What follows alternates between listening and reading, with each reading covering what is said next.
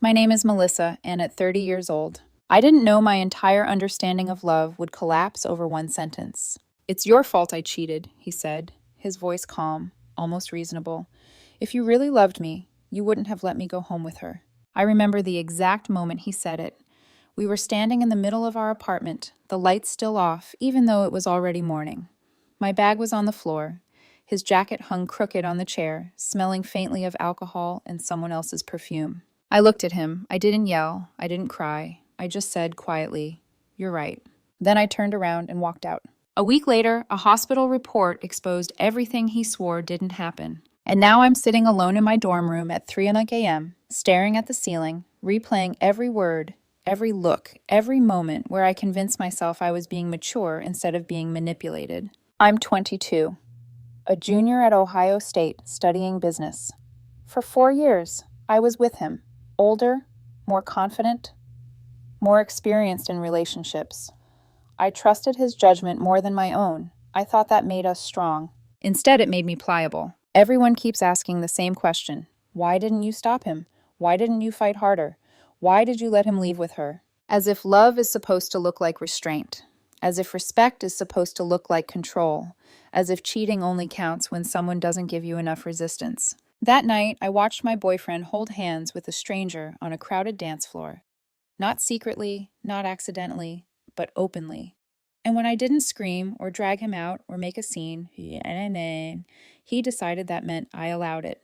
What I didn't realize then was that this wasn't just about cheating. It was about something far darker, about blame that shifts quietly, about responsibility that doesn't belong to you, about a relationship where one person makes the choices and the other pays the price. I thought walking away meant I was weak. Turns out walking away was the first time I chose myself. Before everything shattered, before the accusations and twisted logic, before I started questioning my own memory and sanity, there was a version of my life that felt stable. I was 18 when I met him. Freshman year at Ohio State still smelled like new notebooks, cheap coffee, and misplaced confidence. I was the kind of girl who planned everything. Color-coded schedules, 5-year goals, backup plans for backup plans, business major, scholarship student, responsible, careful. He was 24, already graduated, already working, already experienced. He carried himself like someone who knew how the world worked. When he spoke, people listened. When he laughed, rooms felt warmer. And when he looked at me, I felt chosen. We met through mutual friends at a small off-campus party. I remember standing by the kitchen counter, nursing a drink I barely touched, when he walked up and asked what I was studying. "Business," I said. He smiled. "Smart choice. You seem like someone who thinks ahead." I didn't know then how much that sentence would define our dynamic. From the beginning, he was the one who guided us. He picked the restaurants. He planned the dates. He explained relationships to me like lessons, how compromise worked, how arguments were supposed to be handled, how mature couples didn't make scenes or embarrass each other in public. "You're younger," he'd say gently. "You'll learn." And I believed him. We dated through my freshman year, then sophomore, then junior. 4 years that passed quietly, steadily. No explosive fights, no dramatic breakups, just a constant sense that I was growing into him rather than alongside him. 6 months ago, we moved in together. It felt like a milestone, proof that we were real. I told my parents. He told his coworkers. We bought cheap furniture and argued over where to put the couch. He teased me about being too serious. I teased him about leaving dishes in the sink. From the outside, we looked solid. Inside, there were small things I brushed off, like how he framed mistakes. If he was late, it was because I hadn't reminded him. If he snapped, it was because I should have known he was stressed. If something felt off, it was because I was overthinking. "You're sensitive," he'd say, not unkindly. "That's not a bad thing, just don't let it run the relationship." So I learned to soften, to doubt myself before doubting him. His friends liked me well enough. His family tolerated me politely. His mother once told me, smiling tight-lipped, he needs someone patient. I took that as a compliment. Looking back now, the warning signs weren't loud. They were quiet, reasonable, wrapped in language about love and growth and understanding. By the time we walked into that club downtown on a Friday night, 4 years into our relationship, I didn't see myself as an equal partner anymore. I saw myself as the keeper of harmony. And I had no idea how much that role was about to cost me. The night everything changed didn't start with chaos. It started normally, which is why it took me so long to realize something was wrong. Friday nights were our compromise. Once a month, we'd go out with friends downtown. I wasn't big on clubs, but he loved dancing, loved the noise, the lights, the feeling of being admired. I liked watching him enjoy himself. It felt generous, supportive, like the kind of girlfriend I was supposed to be. That night, he'd been stressed from work all week, tight deadlines, office politics, a boss who expected more than anyone could give. When he suggested we go out, I said yes without hesitation. "Let's just have fun," he said. "No drama." I remember that sentence clearly now. At the club, the music was loud enough to rattle my ribs. Neon lights cut through the dark, bodies pressed together in careless rhythm. Our group claimed a corner near the bar. I stayed close at first, my hand resting against his arm, grounding myself in the familiar. But he was drinking more than usual. Not sloppy, not falling over, just past the point where his eyes softened and his laughter got louder, past the point where his focus stopped circling back to me. Around midnight, I was talking with a friend near the bar when I realized he wasn't with us anymore. At first, I assumed he'd gone to the restroom or stepped outside for air. I scanned the room casually, and then my stomach dropped. He was across the dance floor. Not alone. He was dancing with a woman I'd never seen before, early 30s maybe, confident posture, expensive dress. Not a student. They weren't just moving to the music. They were close, too close. I watched for a moment, telling myself not to jump to conclusions. Then I saw it. His hand laced with hers. Fingers intertwined. The kind of grip you don't use on strangers. My heart started pounding so hard I could hear it over the music. I walked toward them, weaving through bodies, my chest tight with a mix of confusion and disbelief. When I got close enough, I forced a smile.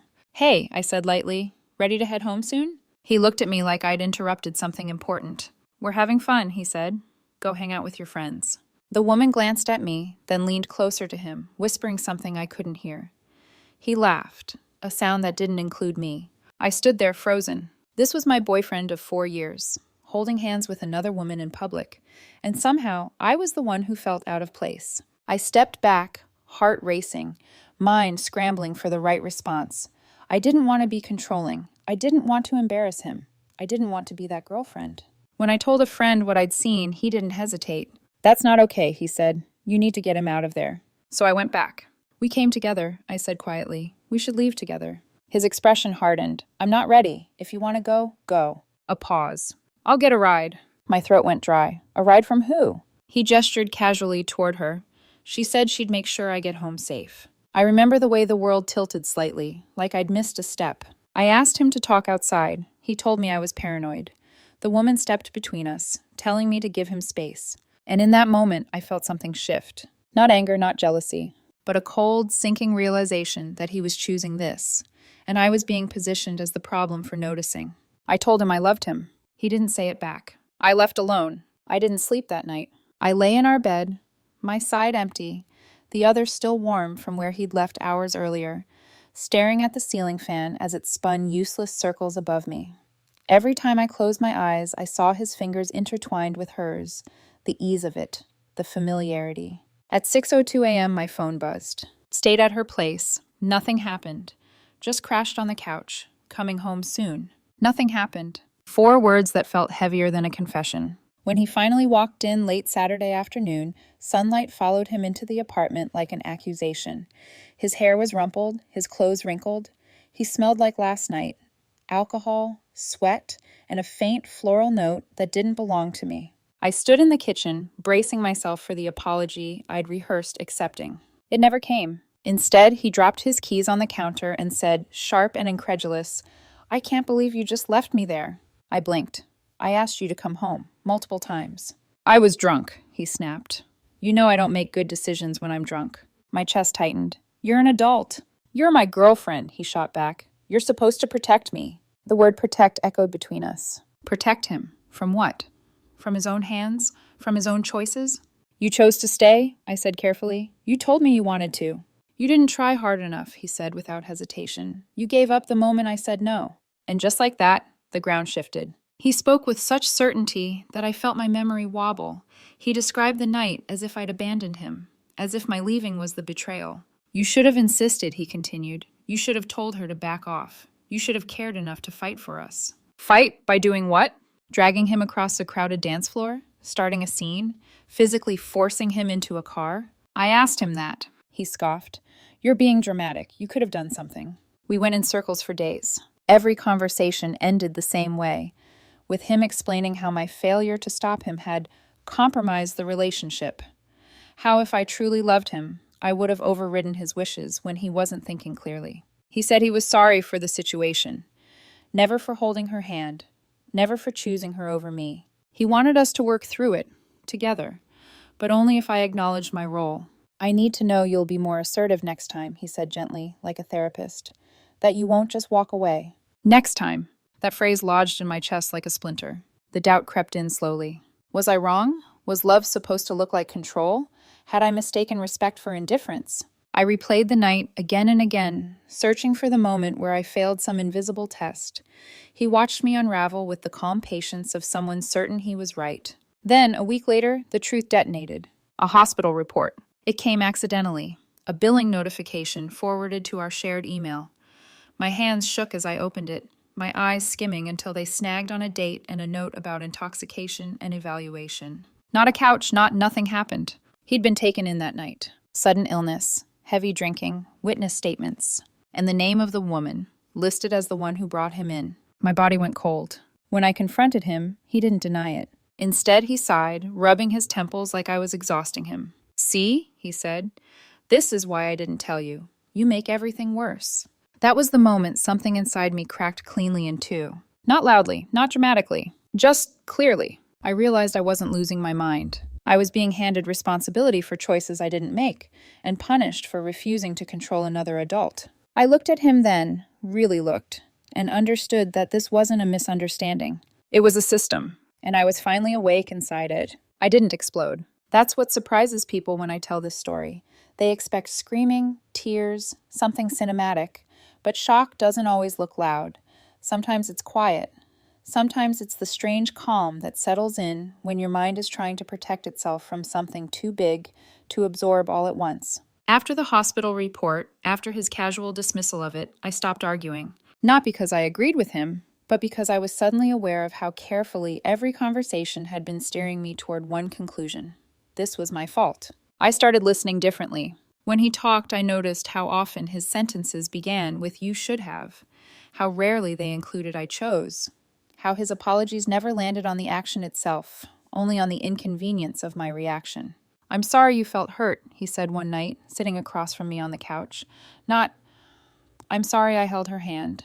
Not, "I'm sorry I went home with her." Just sorry that I reacted. I went quiet after that, and my silence made him nervous. He filled it with explanations, with theories, with relationship language he wielded like a shield. "Healthy couples protect each other," he said. "Love means stepping in. You left me when I needed you." Each sentence slid toward the same destination, a version of love where I was responsible for managing his behavior, his impulses, his consequences. Late at night, alone, I started asking myself questions I'd never allowed before. Why did his mistakes always become my lessons? Why did my boundaries always become his wounds? Why did I feel guilty for respecting his words instead of overriding them? I replayed the moment at the club, not his hand in hers, but his eyes when he told me to go away. The certainty, the entitlement, the assumption that I would absorb whatever followed. The first real confrontation happened on Wednesday. We were sitting at the kitchen table. My coffee had gone cold. His leg bounced under the chair. Impatience disguised as energy. "When you love someone," he said, leaning forward, "you don't let them make mistakes that hurt the relationship. You save them from themselves." I felt something settle in my chest. "You told me you wanted to stay," I said slowly, "multiple times. And you should have known I didn't mean it." That was it. That sentence snapped everything into focus. He wanted me to read between the lines, but only in one direction. He wanted the freedom to choose, and the safety of disowning those choices. If things went well, they were his. If they went wrong, they were mine for not stopping him. I looked at him and felt a strange clarity. "I can't be in a relationship where I'm responsible for controlling you," I said. "That's not love. That's codependence." He stared at me like I'd spoken a foreign language. Then he cried. Real tears, shaking shoulders. 4 years of shared history weaponized by grief. "So you're just giving up?" he asked. After everything I've invested, after everything I sacrificed? And there it was again, the ledger, what he'd given, what I owed. Not once did he say, I'm sorry for choosing someone else. Not once did he say, I hurt you. That night, while he slept, I packed a bag. Not dramatically, not angrily, just efficiently. When I walked out, my hands were steady, but my heart was breaking for the girl who had spent 4 years believing love meant carrying someone else's responsibility. I moved back into my dorm that same night, and I thought that would be the end. I was wrong. Leaving didn't bring peace. It brought noise. The first few days after I moved back into the dorm felt unreal, like I'd stepped sideways out of my life. My clothes were stacked in plastic bins. My toothbrush sat in a cup that wasn't mine. At night, the hallway buzzed with laughter and doors slamming, while I lay awake staring at the ceiling, wondering how 4 years could unravel so quietly. He didn't give me space. He gave me arguments. Texts came in waves, long paragraphs framed as concern. I just want to understand. We can work through this. Couples fight. Mature people don't walk away. When I didn't respond quickly enough, he escalated. Calls, voicemails, messages that sounded reasonable until you listened closely. You're abandoning us when things get hard. I admitted I made a mistake. Why can't you admit yours? I need you to learn from this so we can be stronger. Learn. As if the lesson was obedience. Then his family got involved. His mother called me on Friday afternoon. I answered because, stupidly, I still wanted to be fair. She didn't ask how I was. She told me I was throwing away a good man over one misunderstanding. She said relationships required forgiveness, compromise, and supporting your partner when they're vulnerable. When I tried to explain, the hand-holding, the staying over, the blame, her tone hardened. Real women protect their relationships, she said. Real women don't leave. I hung up shaking. Friends followed, some neutral, some not. A few asked why I hadn't just stopped him. One said, "You know how he gets when he drinks." Another told me, "Maybe you both messed up."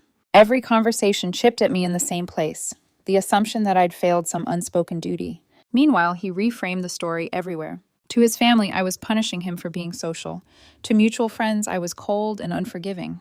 To himself, he was a man who'd made one mistake and been abandoned. The worst part was how close I came to believing it again. At night, alone, the doubts crept back in. Maybe I was too rigid. Maybe I expected too much. Maybe love was about stepping in harder. That's when my friend, the one who'd been with me at the club, sat me down. "You're not crazy," he said quietly. She didn't make him hold her hand. She didn't make him leave with her. He did that, and then he decided you were responsible for stopping him. Hearing it out loud felt like oxygen. I started noticing patterns I couldn't unsee. How every apology came with a condition. How every solution required me to change. How every conversation circled back to my supposed failure. And beneath it all, something colder began to surface. Fear. Not fear of losing him. Fear of what he might do if I didn't come back. Because the messages shifted again, from reasoning to desperation. I can't sleep. I don't know who I am without you. You're all I have. That's when I realized this wasn't just about cheating anymore. This was about control, slipping, panicking, and grasping for anything that would pull me back into the role I'd always played, the one who carried the weight. And I could feel myself standing at the edge of something much darker, whether I wanted to be there or not. The knock came at 11 o'clock p.m. Sharp, urgent, wrong. I was sitting on my dorm bed, textbooks open but unread, when I heard it. For a second, I thought it was my roommate. I opened the door without thinking. It was him. He looked nothing like the man who had stood so confidently in our apartment weeks earlier. His eyes were red and sunken. His face was pale beneath smeared exhaustion. His clothes hung on him like he hadn't bothered to change in days. "I need to talk to you," he said, voice breaking. "Please." Every instinct in my body screamed, "Don't." But 4 years of conditioning whispered, "Be kind." I let him in. He sat on the edge of my bed, hands shaking, and started talking before I could say a word. "I've been thinking about what you said," he began, "about taking responsibility. You're right, I messed up." Relief hit me first, fast and dangerous. Then he cried. Not quiet tears, deep, gasping sobs that filled the small room. My chest tightened. Then he said it. "I took pills last night, not enough to, but I wanted to." The world narrowed to a point. Fear drowned out everything else. Anger, logic, memory. All I could think was, if something happens to him, it will be my fault. I asked about doctors, therapy, anyone else. "I don't want to talk to anyone else," he said quickly. "I just want us back. I can't survive losing you." For 2 hours, he talked about how the breakup was destroying him, about how he didn't know who he was without me, about how scared he was of what he might do if I didn't come back. Every time I tried to redirect him toward professional help, he brought it back to one thing: us. I was terrified, not of him, of the responsibility he was handing me. When he finally left around 2 a.m., he made me promise something. "Don't abandon me," he said. "Not when I need you most." I called my friend immediately, my hands shaking so badly I almost dropped my phone. After I finished, there was a long pause. Then he said quietly, "He's weaponizing his mental health." The words hit like ice water. "This isn't love," he continued. "This is manipulation. And if he actually hurts himself, that's not on you. You're not a therapist." I didn't sleep. 2 days later, I called him. I told him I was worried, that I cared, that I would help him find a therapist, call his mom, do anything, except get back together. He hung up on me. The next evening, my phone rang again. My friend's voice was frantic. "He just called me," he said. "He said he took a bunch of pills and was going to drive his car into a tree unless I got you to call him back." My heart stopped. I called him immediately. He was sobbing, barely coherent. "I'm at the park," he said, "where we had our first date." Against every instinct I had left, I drove there. He was sitting on a bench, slumped, eyes unfocused, smelling of alcohol. "I took all my anxiety meds," he slurred. "I just wanted the pain to stop." I was reaching for my phone to call an ambulance when he grabbed my hand. Unless you think we could try again," he whispered. And in that moment, the fog lifted. I saw it. Not desperation. Performance. I asked him quietly, "Did you actually take pills?" His crying stopped instantly. That was my answer. I called 911 anyway.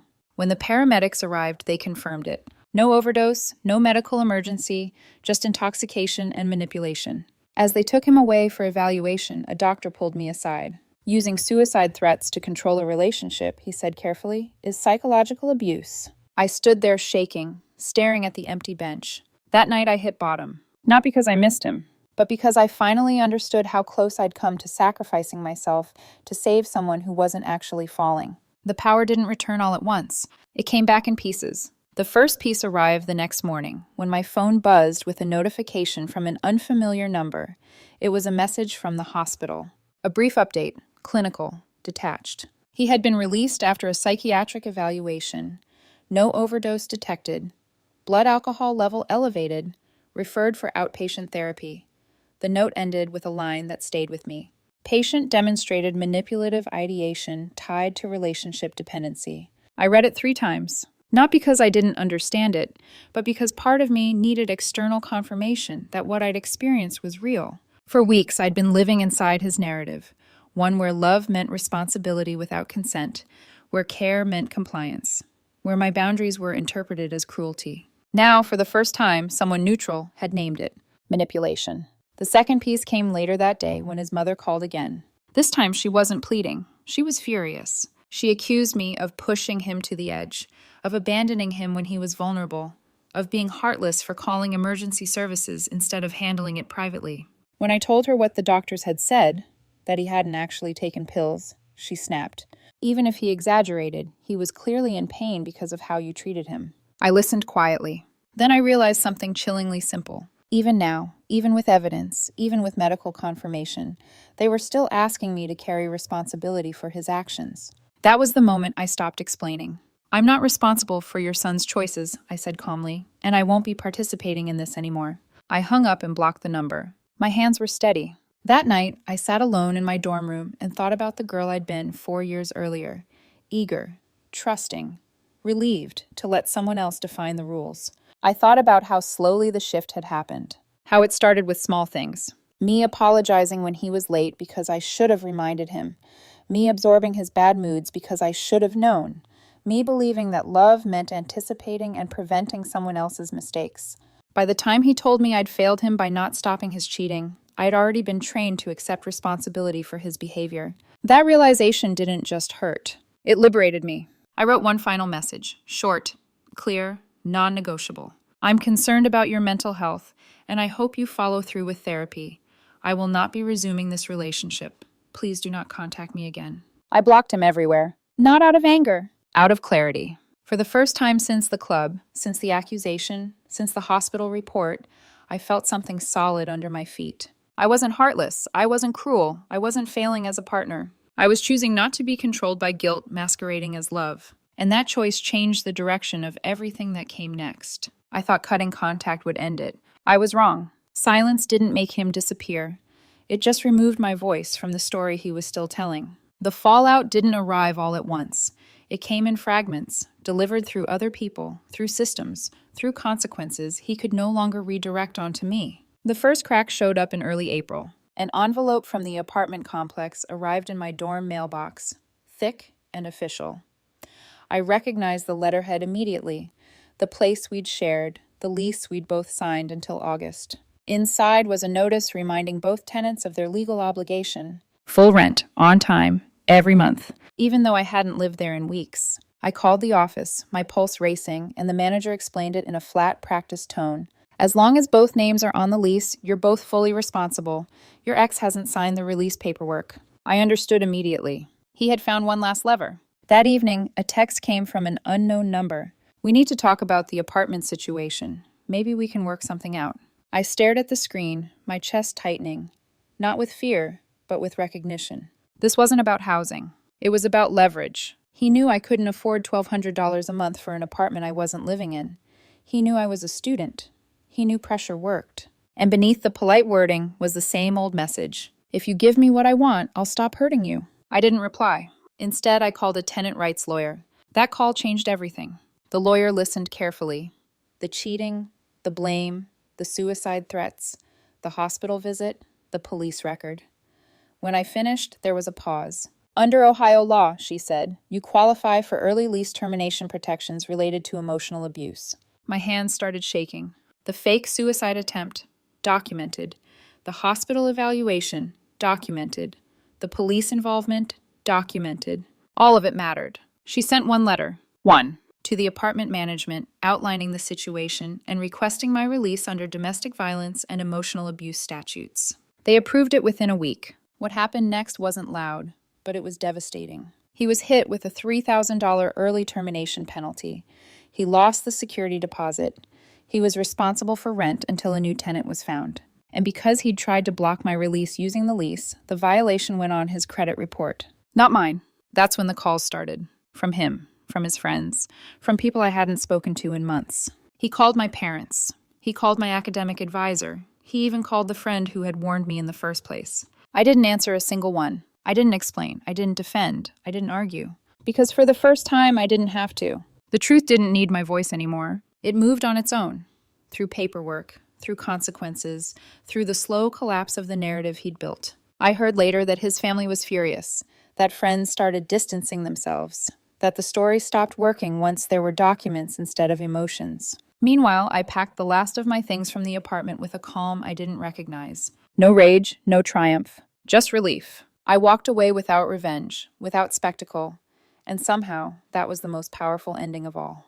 The first thing I noticed was the silence. Not the heavy kind, not the kind that presses against your ears when something terrible has just happened. This silence felt earned. No vibrating phone, no late-night crisis messages, no guilt dressed up as concern. Just quiet. I moved into a small studio near campus, nothing fancy. Mismatched furniture, a secondhand desk, a window that caught the morning light just right. For the first time in months, every object in the room belonged to me. No explanations, no compromises. I slept through the night. That alone felt like recovery. At first, I expected the emotional crash everyone warns you about. The grief, the regret, the urge to go back. People talk about it like a law of physics. But it never came. Instead, what arrived was clarity. I began to see the relationship not as a tragic love story that failed, but as a system, one that had been designed to keep me small. Every mistake I'd apologize for was a feature, not a flaw. Every crisis had served a purpose. Control doesn't always look like cruelty. Sometimes it looks like need. In therapy, my counselor said something that stayed with me. You didn't leave because you stopped loving him, she said. You left because you finally loved yourself more. That reframing rewired something inside me. I stopped asking why wasn't I enough. I started asking why did I accept so little. Classes stabilized. My grades recovered. I started running again, not to escape, but to feel my body move forward. Slowly, people noticed the difference. Friends said I looked lighter. My mother said my voice sounded like it used to. My advisor stopped asking if I was okay and started asking about my plans. One afternoon, while filing paperwork at the registrar's office, I saw his name on a notice board. Academic probation. I didn't feel vindicated. I felt detached. That was the final confirmation, the kind that doesn't celebrate. It simply closes the file. He had always told me I'd fail without him. Yet there I was, standing on my own feet, building a life he no longer had access to. Weeks passed.